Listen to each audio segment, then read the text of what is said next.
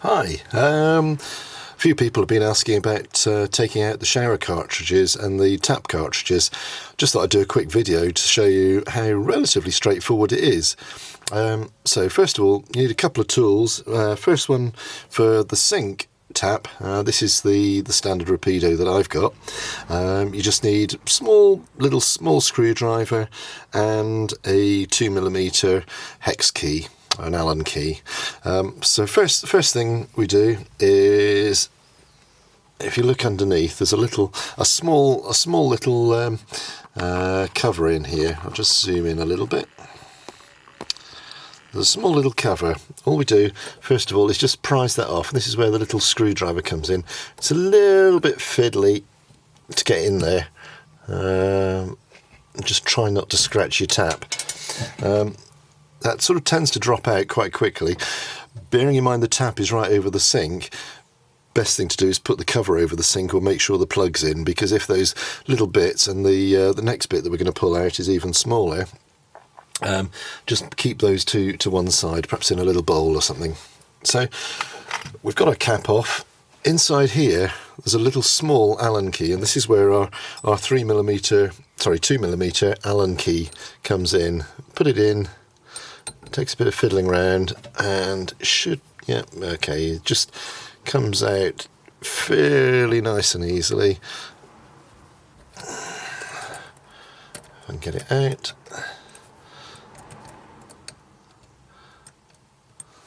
I'm going to cheat a little bit. I've got a magnet tool, which is good. So whip that out, and that fell out as well.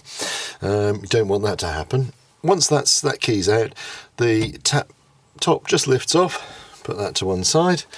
The next bit is the collar. That just get your fingernails underneath it, and that just lifts off. The next part is the removing the cartridge itself. On the top here, let's move, I'll show you on the camera. There's like a bolt on the top here. That's got to be removed. So let's give that a go. If you've got a wrench or something like that, that's the ideal thing.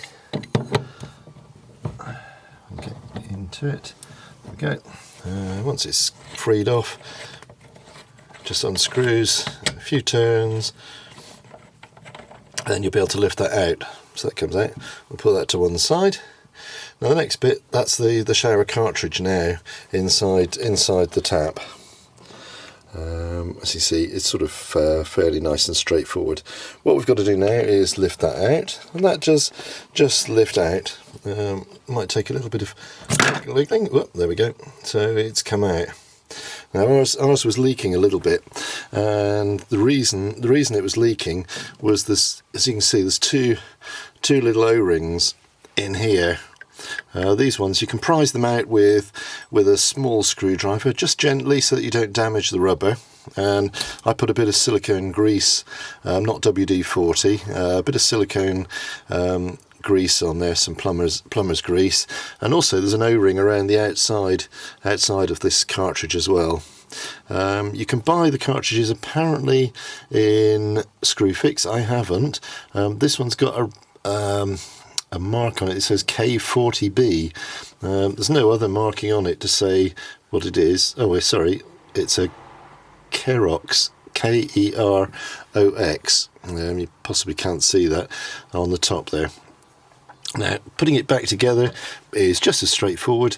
There's two little locating pins here and here. You have to look into the top of the tap, which I'll show you. You probably can't see it; it's a bit too dark in there. Let's put a little bit of light on the scene. There's some little locating pins there, and the valve. You see the two small. There's three reasonable size ones and two small ones. The cartridge has to locate into those. So once you've lubricated your things or replaced it, look for the locating pins, and then we just push it back in. Make sure it's down reasonably tight. You'll feel it when the pins are in, and it just drops below the level of the tap. Then we take the ring that we took off first, pop that back in. This one's quite important to make sure this is nipped up just a little bit so that it's not going to allow water to leak out. You don't need any special tools there, just a tap wrench or something like that. Don't do it too tight, otherwise you're not going to get it open.